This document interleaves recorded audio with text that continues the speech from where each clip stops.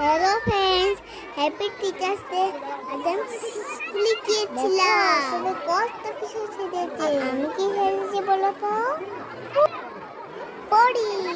এই দেখো, আমার দুটো ডানা আছে। আমাকে কেমন লাগছে? লাইক কমেন্টে জানাও।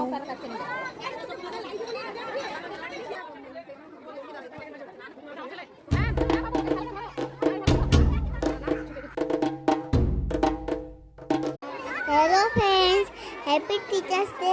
আজ আমি স্কুলে গিয়েছিলাম। আসলে কত কিছু শিখেছি। আমি কি শিখেছি বলো তো? পড়ি। এই দেখো, আমার দুটো ডানা আছে। আমাকে কেমন লাগছে? লাইক কমেন্টে জানাও।